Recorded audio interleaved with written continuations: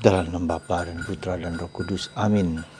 Allah Bapa di surga, kami mengucap syukur dan terima kasih ya Bapa, bahwa Putramu Yesus sungguh memperhatikan pribadi kami masing-masing, menjaga, memelihara, melindungi terhadap segala yang jahat, seperti yang kami doakan dalam doa Bapa kami. Bantu kami ya Bapa juga untuk menjaga jiwa kami dengan memperhatikan keseluruhan kebutuhan dasar kami.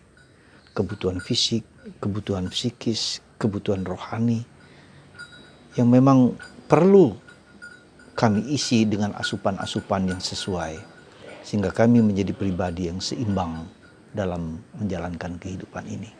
Demi Kristus Tuhan dan pengantara kami. Amin.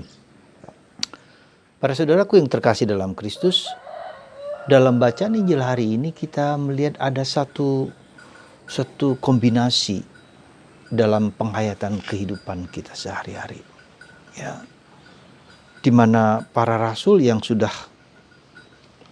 penuh semangat menjadi pewarta kabar gembira, kabar Injil, mereka sibuk, capek, letih, bahkan makan pun dikatakan tidak sempat. Lalu Yesus mengajak, mari kita pergi ke tempat yang sunyi untuk beristirahat. Ya. Dan kemudian tetapi ternyata memang kebutuhan umat pastoral itu sungguh besar, sehingga begitu banyak orang datang berbondong-bondong untuk mendengarkan mereka.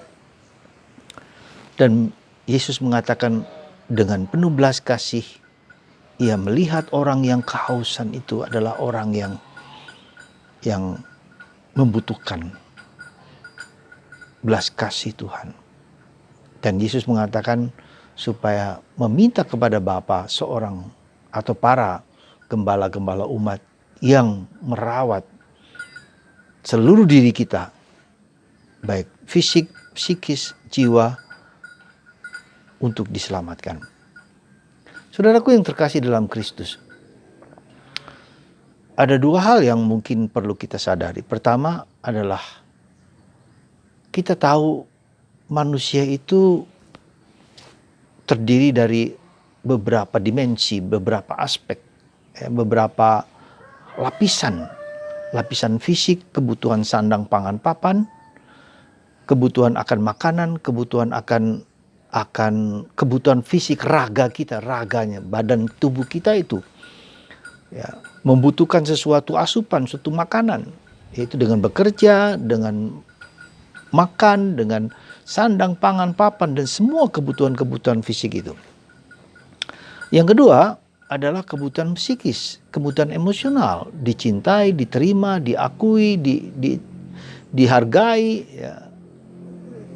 Dan kebutuhan itu kebutuhan ketika seorang anak tidak diterima oleh orang tuanya, ketika seorang anak diejek-ejek terus oleh teman-temannya, dibully oleh teman-temannya, maka dia mengalami suatu depresi yang mungkin membuat dia menjadi marah, menjadi kecewa, menjadi dendam, menjadi apa. Jadi ada kebutuhan dasar manusia untuk diterima dan diakui. Dan yang ketiga adalah kebutuhan spiritual. Kebutuhan juga jiwa, ya, akan sesuatu yang ilahi, akan sesuatu dimensi keilahian, dimensi sesuatu yang tinggi, yang besar.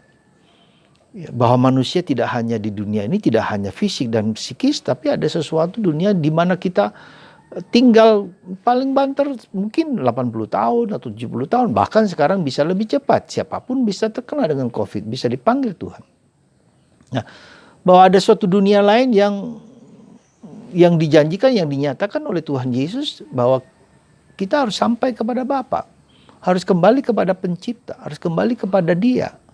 Dan untuk sampai ke sana kita membutuhkan bukan hanya fisik, psikis, tapi adalah roh yang Tuhan berikan dalam diri kita lewat Roh Kudus. Yesus datang kepada kita untuk membawa kita, membimbing kita, menuntun kita untuk sampai kepada Sang Pencipta, ya, Sang Pembela kita. Dan itulah yang sebetulnya memenuhi, ya, merangkumi dan meresapi seluruh diri kita. Karena kita adalah manusia yang terbuat dari tanah, unsur dagawi, unsur badani, unsur fisiknya ini, ya, dan kita katakanlah dalam tradisi orang Tionghoa ada 4 unsur kita ini. Adalah unsur apa? Unsur tanah, unsur badan, unsur raga, unsur makanan, ya, unsur air. Tubuh kita 70% adalah air. Udara adalah kita udara segar, dan unsur api juga kita lihat di situ kan, unsur api, unsur roh, ya, unsur yang tak kelihatan tetapi mempunyai daya dan powerful, ya. Jadi keempat itu adalah unsur yang diterangkan dalam tradisi orang misalnya orang Timur, terutama orang Tionghoa, orang Cina, dengan keempat unsur itu. Dan itu harus diperhatikan sungguh-sungguh. Keempat bagian itu menjadi suatu kesatuan yang diperhatikan. Ketika orang hanya memperhatikan aspek baragawi, dia lupa akan aspek rohani. Ya, ketika dia memperhatikan aspek air, jadi betapa kita pentingnya untuk minum air setiap hari, kurang lebih 8 gelas. Kenapa kita butuh setiap hari udara, tarik nafas, ya, menarik nafas. Ya, kita membuat supaya aliran darah dalam tubuh itu bergerak cepat. Ya, maka orang olahraga, maka orang tarik nafas, ada orang yoga, ada orang stretching, tubuhnya bergerak, lalu ada unsur dari mengalir seluruh dirinya, ya, dan unsur api, ya, unsur ilahi. Maka dalam perjanjian lama kita lihat Tuhan menampakkan diri dalam apa? Dalam api, ya. Ketika di Nabi Elia dengan udara, ya, dengan angin sepuluh bahasa, tapi dengan api sebelumnya Tuhan menampakkan keagungan, kemuliaan sehingga menakutkan bagi orang-orang Yahudi, dan itu yang diminta oleh orang Yahudi supaya nanti Tuhan tidak, karena itu menakutkan. Dalam surat Ibrani dikatakan, ya, lalu Musa mengatakan mengizinkan itu nanti akan ada seorang yang tidak menakutkan, tidak dengan manifestasi Allah yang menakutkan, tapi manifestasi Allah yang penuh kasih, dan itu menunjuk pada Yesus. Jadi saudaraku yang terkasih dalam Kristus, sekali lagi kita harus memperhatikan keempat aspek ini, ya, unsur-unsur ini, dinamika, dimensi kita ini, supaya kita menjadi manusia yang utuh, ya, menjadi manusia yang integritas, yang integer, utuh gitu loh.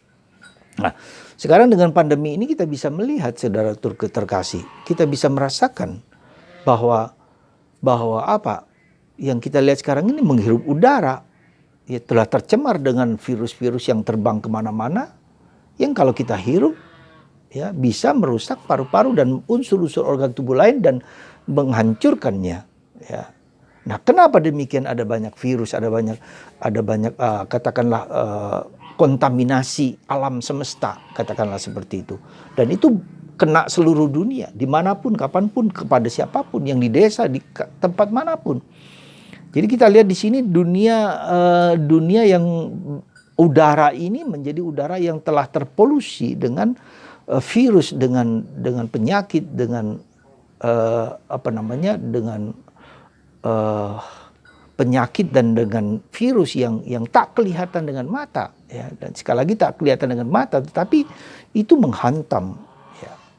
Dan hanya bisa dilihat dengan mikroskop, dengan tingkat solusi yang sangat tinggi untuk mengenalinya, bahwa itu bergerak dan menghancurkan tubuh manusia, ya. Nah, kalau kita perhatikan lebih dalam lagi, misalnya dunia internet, dunia maya, itu masuk sesuatu yang tidak kelihatan tetapi mempunyai powerful juga.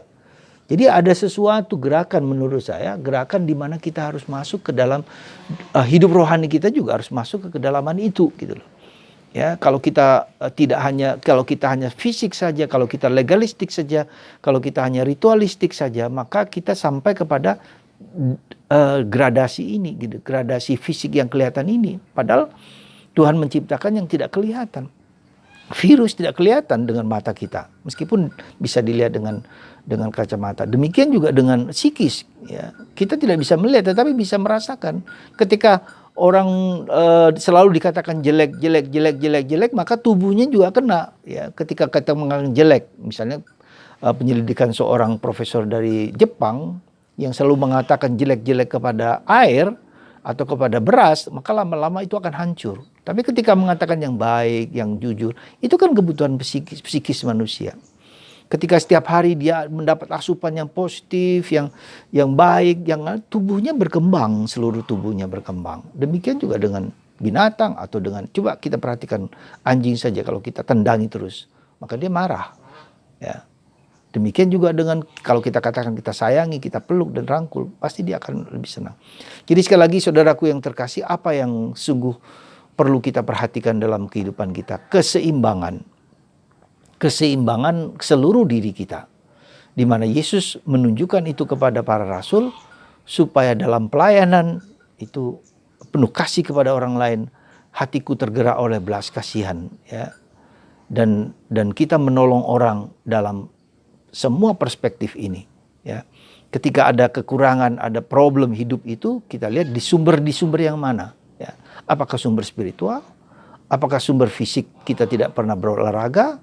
Ataukah sumber psikis dia kurang dihargai? Di manakah sumber-sumber kesakitan itu? Sehingga kita tahu bagaimana menyembuhkan sebagai seorang dokter. Dan kita sendiri juga tahu, ya, bagaimana ketika saya juga setiap hari mulai berjalan, berolahraga, mulai lari-lari kecil dan segala macam, tubuh menjadi segar, ya.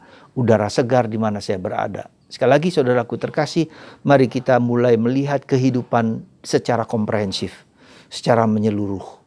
Ya, ketika alam semesta dihancurkan oleh polusi, ya, laut dihancurkan oleh plastik-plastik, di mana-mana muncul sesuatu ekologi yang terhancurkan, maka dengan kata lain alam menjadi marah, menjadi tidak terima karena dia diperlakukan dengan tidak bagus. Saudara, mari di dalam semesta yang diciptakan Tuhan ini, ya, Tuhan ingin keharmonisan dengan alam semesta yang dia ciptakan, terutama dengan kita manusia sesama manusia, ya, memperhatikan keempat aspek itu. Semoga Tuhan menggerakkan kita untuk bertindak dengan bijaksana dan seimbang, supaya kita tidak hanya memperhatikan aspek doing, ya, melakukan sesuatu, aspek having, mendapatkan sesuatu, tapi juga being kita, karakter kita, identitas kita juga kita perhatikan. Kebutuhan kita akan diri kita sendiri, akan kualitas hidup kita. Semoga Tuhan memberkati kita semua supaya kita mengisi asupan-asupan itu dengan tepat, dengan benar, ya. Bila tidak, akan terjadi ketidakseimbangan, ya. Semoga Tuhan memberikan inspirasi, memberikan kekuatan, memberikan kedamaian di dalam pelaksanaan kehidupan kita sehari-hari. Tuhan memberkati Anda dan menguatkan kita semua untuk selalu mendengarkan suara Tuhan lewat peristiwa-peristiwa yang kita hadapi sehari-hari. Tuhan memberkati Anda dan menyembuhkan Anda bila Anda mengalami sakit apapun juga, untuk bersandar kepada Tuhan dan juga mengerti di mana kesembuhan dapat dijalankan. Tuhan memberkati Anda dalam nama Bapa dan Putra dan Roh Kudus. Amin.